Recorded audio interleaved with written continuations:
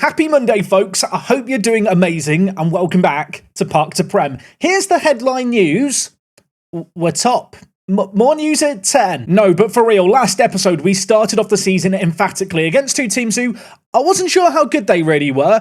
One of the teams we beat last episode, Oxford, currently up in third. And whilst we do sit top of the table right now, that could be changing by the end of today's episode because we're playing two of the top four teams other than ourselves in Oxford. The first of those teams is going to be an away game against Bournemouth, a team predicted to finish top, relegated last year. This one's going to be a challenge. And the other game we've got today is against a Luton Town team who currently sits in fourth. We are looking incredible right now, and the squad is looking stronger than ever because before the deadline day came and went, I signed two really good strikers. The era of Rodgers is upon us. I'll talk about that and more right after the intro.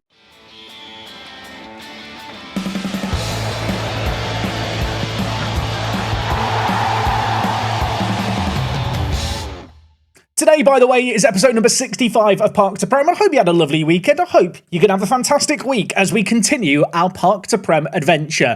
I've teased transfers. Let's talk them. I've made 3 signings since last episode, but firstly, let's talk about a somewhat notable sale. Luis Mosquera, a young striker who I think could have maybe offered something down the line. I've decided to sell to West Brom. We've got £3.5 million for him. He never played a game for us. He's played 2 games in the Premier League for West Brom. They are predicted to finish bottom.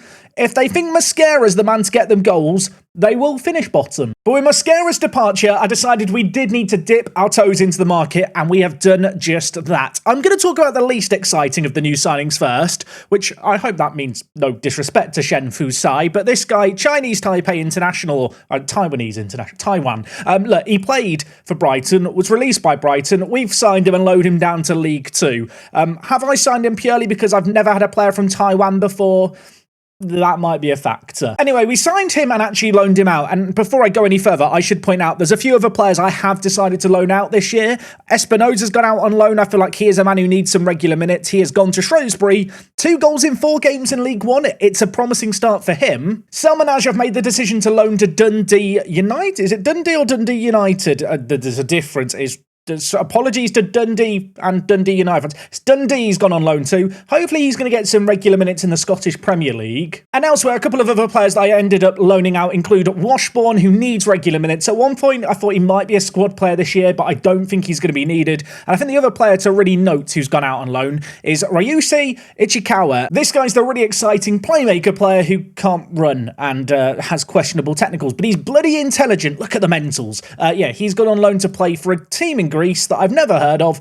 He's not yet played for them. He did only go to them this week, though. Anyway, they are all the transfers that feel somewhat insignificant in the grand scheme of things. Now, let's talk about the big ones. The first, a player who I signed and was actually the reason I ended up loaning out Espinosa, Alessandro Zito, 23 years old. Bloody good, isn't he? Really bloody good. Signed as a free transfer. Yeah, I got offered him on deadline day. No one had signed him. No idea why they hadn't signed him. To be fair, his injury history was a little bit colourful, but I decided to take a risk on him. He comes in as a striker, and, you might think, well, he's going to be starting then, isn't he, Jack? No. And that's because with Mosquera's departure for £3.5 million, I went and signed Roger Rojas. Yes, we have been stalking the Costa Rican national team for an extended period. This guy has very much been on my radar for that whole time, and at the 11th hour, as we approached deadline day, he decided he actually wanted to join us. Previously, he'd shown no interest in the move, but this 19-year-old, I'm going to say it now, is absolutely incredible. He is potentially going to be the man who gets us 20 goals a season in the Premier League. 2 goals in 4 appearances so far in the Championship. Bear in mind, he's not had a pre-season. It's a great return. And I mentioned it's the era of the Rodgers, and that is because we have Roger Ospina and Roger Rojas, and together, I think these 2 guys are just Premier League caliber strikers. I feel like at this level, and indeed at any level in Football Manager, goal scorers can get you promoted. These 2 guys with Zito as the backup, that is a striking setup that would be good in the Premier League, in my opinion. Also, these guys are both 19. 19! And if you are wondering, Jack, what does that mean for Sam Fay? You were going on about him being a striker last episode. He can play centre attacking mid now. To be fair, he's got 8 goals this season. 4 have come from centre attacking mid, 4 have come from striker. I feel like this guy's just going to perform wherever you put him on a football pitch. Now, we were already looking good before we signed Roger Rojas and Zito, but I think with their signings, you look at the team now, you look at this season preview, we're up in 4th. And in fact, we've got 3 players in the Media Dream 11. NDIA is there, Gasperi's there, and Bilardo is in the Media Dream 11. Am I underrating Bilardo? He makes the bench in our team at the moment. I like to think that's just a testament to how good our team is. But yes, the pre-season kind of prediction, I think, was down in 10th. Up to 4th now. I really believe we've got enough about us to get promoted this year. And I suppose that is somewhat reflected when you look at the form since last episode. Of course, we opened up the season with a 4-0 win and a 4-1 win. Since then, a really good run. In the month of August, I felt like we had some winnable games. I think the Sunderland game and the Bristol City game were the more challenging ones. But even in these games, we looked pretty convincing. Rotated the team throughout. 6-1 win against Crewe was a particular highlight, especially with a semi-rotated team. And the vein of form really has just continued into September. We've made it through in the EFL Cup. We've got a 4th round game against Newcastle at the end of next month. As for league form, maybe it's slowed down a little bit. 0-0 against Cardiff's disappointing.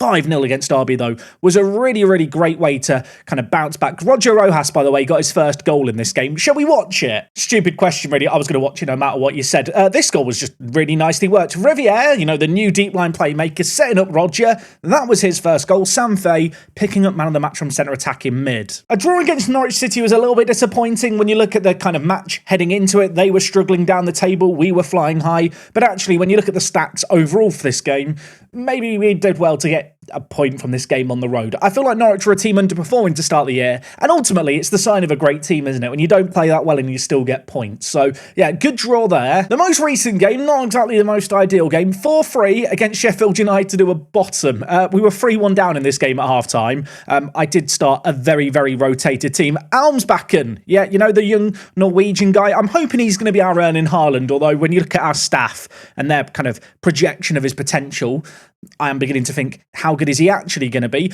But he did get his first ever goal in his first ever start in this game. Sadly, it wasn't really his heroics that won us the game. It was the likes of Sam Fay and NDIA who came on off the bench. But we got another win there. And with those results, having played 10 matches since last episode, 2 in the league, 8 in the cup, we sit top of the table, 26 points, 5 points clear of Bournemouth. Obviously, Oxford and Luton not a million miles away. We need a good performance in today's games against Luton and Bournemouth. And when you look at the team's form, you might be sat there thinking, well, Jack, surely we're going to see a good performance. You can see here, look at the players performing well. Sam Fay's up there, Ospina, Miyazawa, by the way, 6 assists in 9 games at right back. He is Ricky D Mark II, electric boogaloo. That said, this game against Bournemouth, it was already tricky. There's something I've not told you yet. It might have been in the title of today's video. I got asked if I wanted to postpone the game against Bournemouth. I got told 4 players weren't going to be available, and I missed the inbox item. Didn't see it. Less than ideal. What makes this worse? There's a lot of players missing. In fact, there's a lot of starters missing. 4 of the players who are in my best 11 aren't available for today's game. 2 of them are defenders, and the player who would have come in to replace them in Marino is also away on international duty. It's not fair. In fact, today in the Championship, Bournemouth, ourselves, and 4 other teams are the only teams playing. There are 3 fixtures being played. Everyone else had the foresight to postpone their games. Bournemouth, who were relegated last year, only have 2 players on international duty. That really did surprise me. But it does mean for the first game of today's episode, it's going to be bloody tough, especially because when you look at the top performers in our team, and in fact, the top earning players in our team, you start to quickly realise a lot of the players who are away today are our better options. Just looking at average ratings to start the season here, you can see Sam Fay leads the way. Garcia, our goalkeeper, or rather our backup goalkeeper, he played 1 game in the Carabao Cup and kept a clean sheet. He's going to be playing in this Championship game against top of the table Bournemouth. I say top of the table, second in the table. We're top. We need to remember that. And another man who's causing me some headaches, I suppose, is Nearley. Yeah, for the first time ever, I feel like we've got too many strikers. We've got Roger Ospina, who is absolutely great. Zito, who I think is our 3rd choice option. Roger Rojas. I don't know who's better out of him and other Roger. It doesn't really matter. The Rogers, they're going to combine to, I don't know, do magical things for us. And yeah, Nearley is probably our 4th best striker on paper, but he's playing so well. He's got 2 goals in the league, 5 in cup games. Yeah, I mean, he's blooming good. It's a good problem to have. I shouldn't complain. But the game today is going to be tricky. Bournemouth in second. I've already said this. We're in first. Let me sort out the lineup and I'll talk you through the team for this game. Okay, so 6 first-team players unavailable. Of them, 4 players who would have gone into the starting 11. Team today is a bit of a mix and match. Garcia is going to play in goal. Dia is going to play alongside Gasperi at the back. Yeah, Luigi Gasperi, he's in the media dream 11 as a centre-back, and rightfully so. He is attracting a little bit of interest, which scares me, but he has been absolutely phenomenal to start the year. Last year, I feel like his average rating was bumped up by his goals. He only has 1 goal in 9 games. He's on a 7.12 rating, which for a centre-back is immense. I'm going to hope that Gasperi and NDIA on one side are going to make up for the fact that Dia and Martinez are starting on the other. Of course, Martinez last year was brought in to be our starting right-back, and to be fair, when you compare him with our current right-back option in Miyazawa, you could argue that Martinez should offer a little bit more going forward, but yeah, Keita's been absolutely mad. 7 assists, 7.57 rating. Martinez has some big boots to fill there. A defensive mid, João Victor, is going to play alongside Riviere. These two guys have been immense. Fabien has just stepped up. I mean, 7 appearances, 3 assists, 7.23 rating. He has been everything we hoped he would be and more. In front of him, Ngoma and Sam Fay start at centre attacking mid. Fay's been amazing. If there was one disappointment this year, Murphy Ngoma. Not been great lately. I know he has 5 goals, 2 assists and 9 games. That seems great. But actually, when you look under the hood at the kind of deeper analytics, he's had 5 really poor performances recently, to the point where if we didn't have so many players unavailable, I might have dropped him for this one. In the final third, Roger Ospina, top goal scorer in the Championship, top goal scorer in our team alongside Sam Fay, starts up top. The 19-year-old has just hit the ground running. Alongside him, Zito, who I still don't know why no one was in for this guy after Lazio released him, but I'm glad we've swooped him in on deadline day. In any other circumstance, he'd probably be a nailed-on starter, but given the fact our 2 Rodgers are 19 years old, I kind of look at Zito this year as someone who I'll play in the team when I can, with a view to maybe try and flip him on for a load of money this coming summer. I don't know if he'll ever be good enough to be a starting striker on the regular, given the young talent we've got here.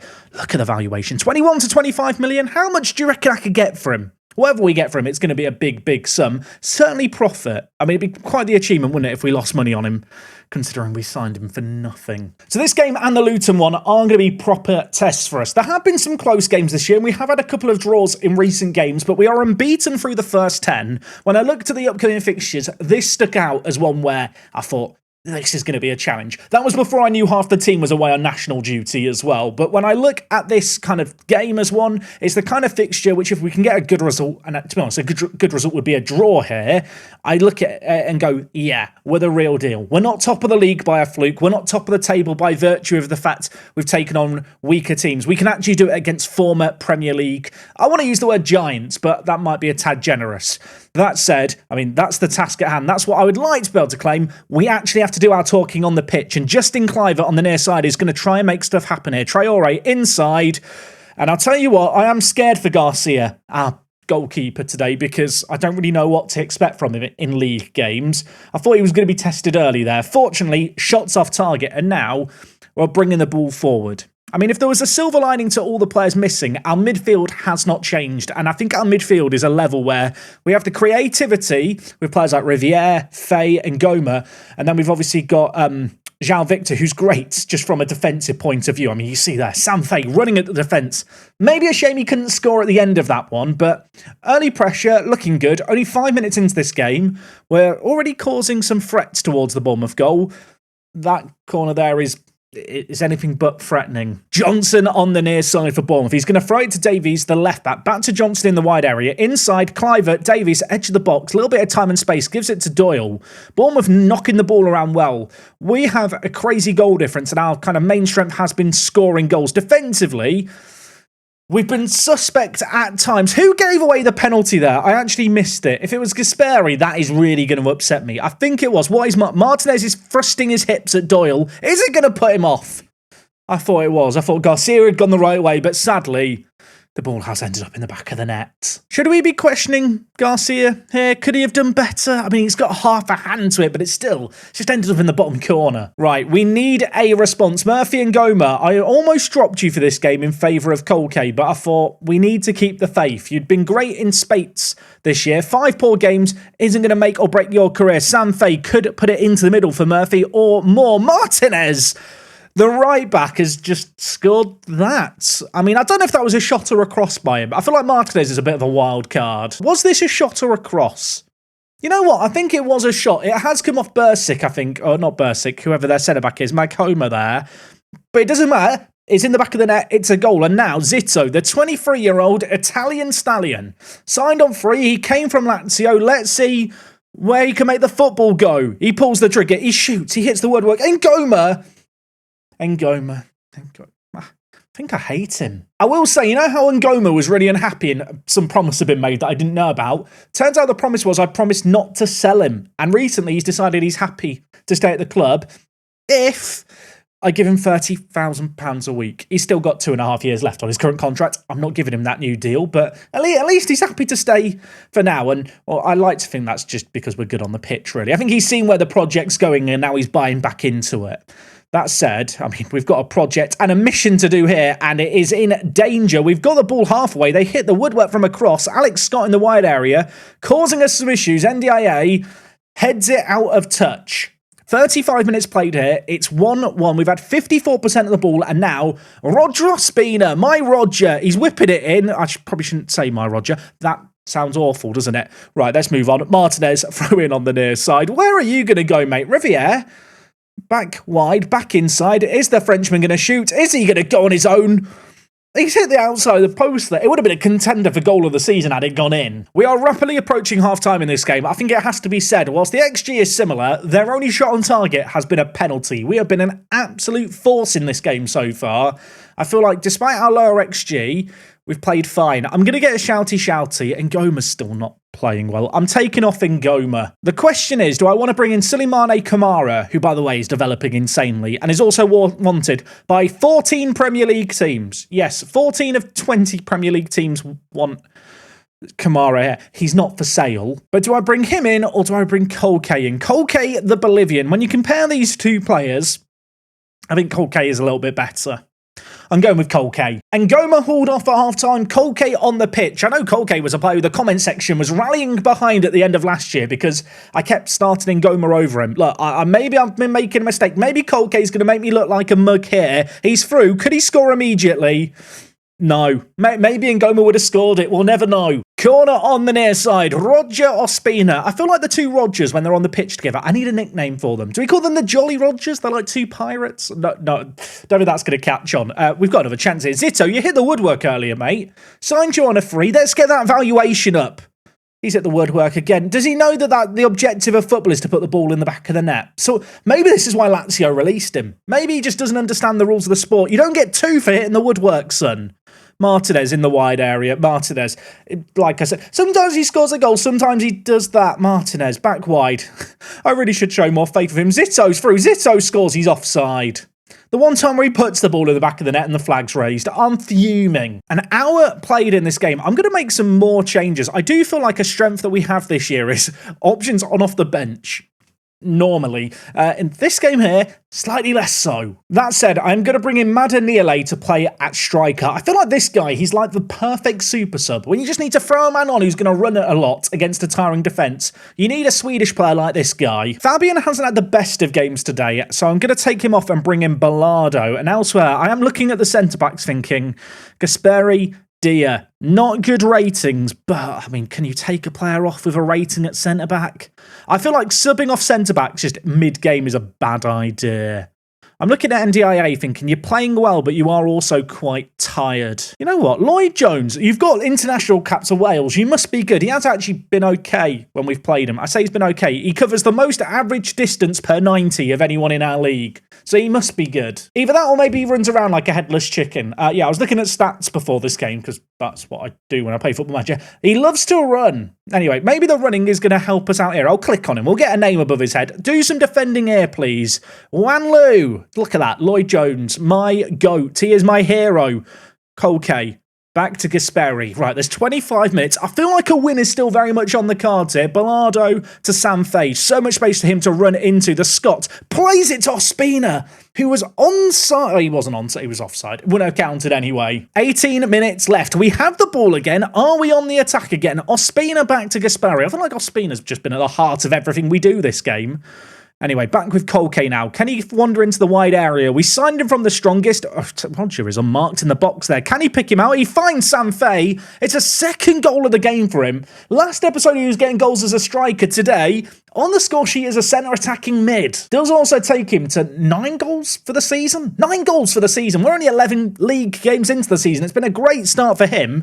Just as a reminder, he's 18 years old. I think last year he got 15 goals all season. He is going to smash that this year if he stays fit. Statistically, we've been all over Bournemouth, but statistics don't mean a lot if you don't defend set pieces. Gasperi wins the first ball, wins the second ball, and now we're looking to make something happen here. Lloyd Jones, look, I've bigged you up, mate. Make something magical happen. Look, it's like Gareth Bale. Sanfei, give it back to Lloyd.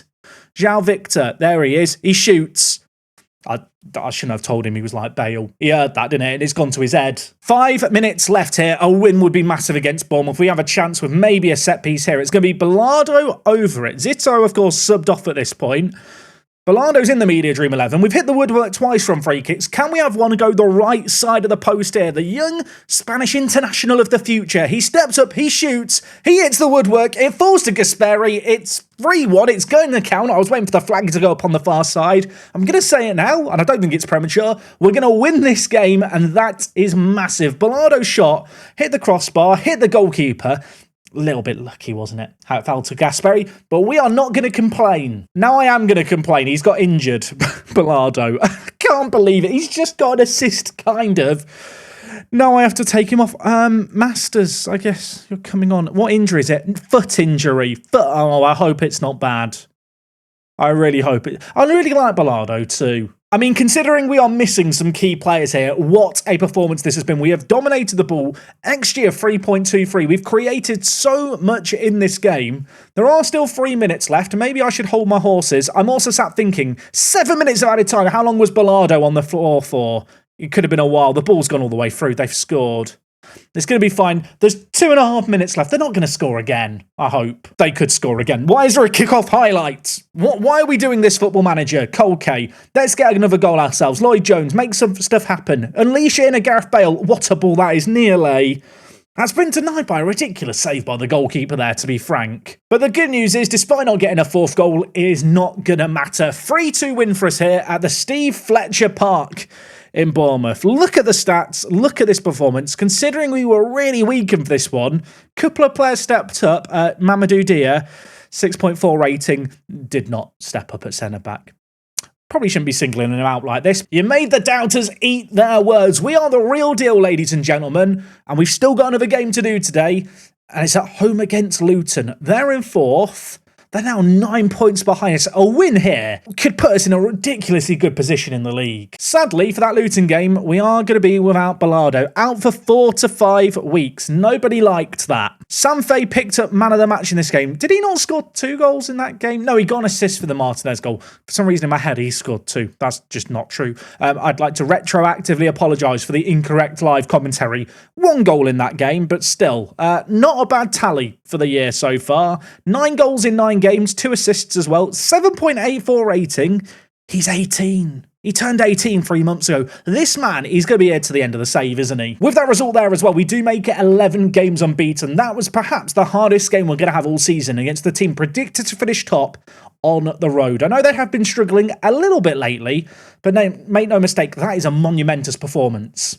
Anyway, I have planned this somewhat poorly at Luton, 14 days away. I'll mash continue for a bit. I'll join you guys to that one, unless anything dramatic happens between matches, which I'm really hoping it won't, because this is September and October. Nothing is meant to happen at this point in the season. Although I will say, do like this news. Alvin Stromberg was our record transfer last season. You might remember, £3 million. I got rinsed for this guy in the comments. People accuse me of money laundering. He's had a great loan in Iceland on a 6.66 rating, but none of that matters. He's been granted a work permit. He has actually improved whilst out on loan. I do believe he could be a quite good player down the line. I mean, if we make any profit on him, it'll probably be a miracle. We signed him for $3 million. One thing I've not yet talked about today is the NDIA situation. Of course, this guy's contract is up at the end of the year. He wants to sign a new deal. He wants outrageous money, and there is now a queue of Premier League teams interested in him. Of course, we could lose him on a free in January, or one of these teams could put a bid in for him, or I could have got him on a new deal. Spoilers, I've got him on a new deal. Here is the contract he's agreed to sign. Going into the negotiations, he wanted a release clause to teams in higher division of £10 million. He wanted to be paid £35,000 a week. And, well, we've managed to get him on £24,000 a week. This contract is making my eyes bleed. Top division promotional wage rise of 50%. He will be signing a contract extension after promotion of 3 years, which essentially makes this a 7.5-year contract. It does have a non-promotion release clause of £5 million, but given the result we got against Bournemouth, I've decided that is a gamble worth taking. I'll let you guys decide if this is a good or bad contract, but fundamentally, as I hit the finalise button here, Moussa Ndiaye is a player I'm going to struggle to find a replacement for. Top quality, world-class left-back in the making. I think it goes without saying. I think ultimately, in 2 years' time, having him on £36,000 a week as a Premier League club for our team will just seem like a great bit of business. Right now, it's physically causing me pain. I am massively gambling on promotion this year. Otherwise, we will lose him for that release clause. But if we keep him, then we've got him on a really long deal. I feel like it's the best I could have done. The big thing is, we're not losing him for nothing this year, which was always a worry. And in some more good news here, I asked the boards if we could get an affiliate to loan players to, just to help with the youth development side of things. They actually have given me the ability to choose the team we partner with. I've decided to go with Chester simply because they're in League 2. I feel like they're a team that my young players aren't going to turn down the move to. And I'd like to think that maybe we can help Chester climb up the Football League. They were promoted to the Football League for the first time in their history 2 years ago. Last year, they established themselves in League 2 with an 11th place finish. Maybe with our help, they can climb up the leagues with us. That's the dream. Okay, game number 2 against Luton is upon us. Bilardo, the only injury for us, which is some good news. Some more good news, by the way. Roger Ospina, our beautiful Colombian forward, he's been at the club for 10 games. He's got 8 goals in those games. He's decided in 3 months that we're one of his favourite clubs. I've taken that to heart. I've offered him a new contract, £10,000 a week, contracted for the next 4.5 years, and should we get promoted, he will get a optional 3-year extension kind of triggered. So he will be contracted to 2039. As part of the contract, he does get a 40% top promotion wage rise, but I think we can all agree that should we get promoted this coming year, to have this guy contracted for 7 years on £14,000 a week would be a really, really good deal. So yeah, I hope he's still going to love that contract in 7 years' time. I have no doubt at some point in the future, he will cry and ask for a new deal. And in fact, there are a couple of other players that I'm trying to get locked into these long-term deals. Sam Fay only signed a new deal in the summer. Loads of interest in him from Premier League clubs. He is on the verge. You can see here, I have the option to change the contract. I'm not going to click it in case it breaks things, but he is on the verge of signing a new contract that will take him to the end of this year, 4 further years after that, and it does have the 3-year promotion extension. I feel like given where we're at right now, I am willing to back us to go up. Of course, if we lose this coming game, that's going to be a little bit awkward. So like I already mentioned, Bilardo unfortunately unavailable for this game. Elsewhere, I'm making the decision to drop Ngoma. Colque fan club, rejoice. Your Bolivian man is back. Signed from the strongest. Is he one of the strongest? I'd say so. 4 assists in 9 games is a crazy return, really, especially in only 3 starts. More than half of his appearances have come on off the bench. Elsewhere in the team, it is going to be a debut for Roger Rojas up front. I would love to get this guy signed on one of these super long-term deals. Right now, he is contracted for 4.5 years. So maybe it shouldn't be an immediate concern, but when I look at his potential, I look at his development, I look at the fact he scored a hat-trick during his international break, he looks like he's going to be absolutely phenomenal. His pace combined with his finishing first touch, just everything about him screams quality. Yeah, he's bloody good. I hope he's going to reward all this bigging up of him with a good performance here. Live commentary debut. Pressure's on. At the back, by the way, Jedinak and Miyazawa are back in the team. Jedinak has had a really good start. Obviously, Obviously, there were some question marks going on into this year with his marking and tackling. So far, he's not really been exposed. 7 appearances, 7.33 rating for 1.5 million. What a buy. Of course, Miyazawa racking up the assists at right back. He's kind of unleashing the ghost of Ricky D upon our opponents. I'm hoping he's going to be able to do a similar job in this one here. Great result last time out against Bournemouth. If we follow it up with a great result here, I'm recalibrating the expectations. I'm saying here and now, promotion is the aim. I feel like it's worth acknowledging, by the way, Ospina, Rojas, and Faye, 19 years old, and, well, 18 in the case of Faye, respectively. They're all players in their teen years. They are players that are going to grow with the club in the coming years. I can't wait to see what they can achieve together, and I can't wait to see, hopefully, some of them getting on the score sheet here. Jedinak to Riviere, the Frenchman, lays it wide to NDIA, about to sign that mammoth new contract. I need fireworks from him. Can he provide them? On the far side, he runs into a Kocher, but he battles back. Can he win the ball again? No, he can't. And now he's out of position, the left back. I hope I'm not going to live to regret the £20,000. Oh, this build-up's lovely. The finish is ridiculous. Samfe with the goal. Ospina with the assist.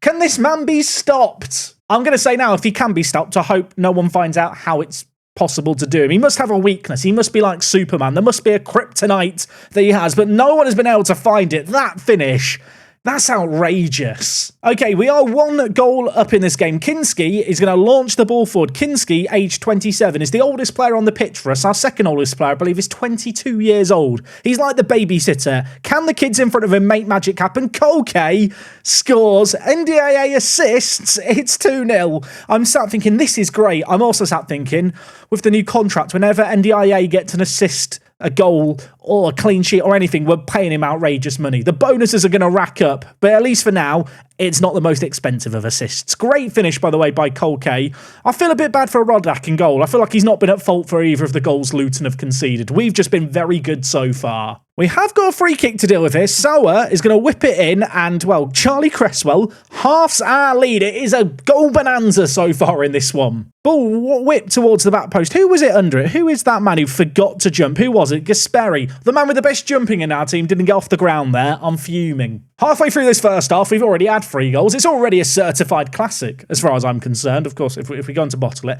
not a classic. We won't be printing off the DVDs. You don't print off DVDs. We won't be burning the DVDs. Will we still be using DVDs in the 2030s? Probably not. I don't think we really use them now, do we? Anyway, NDIA, get me out of this mess. I don't know what I'm talking about. Ospina's through. Can Ospina finish it? He can't. Kolke, though, arrives from nowhere.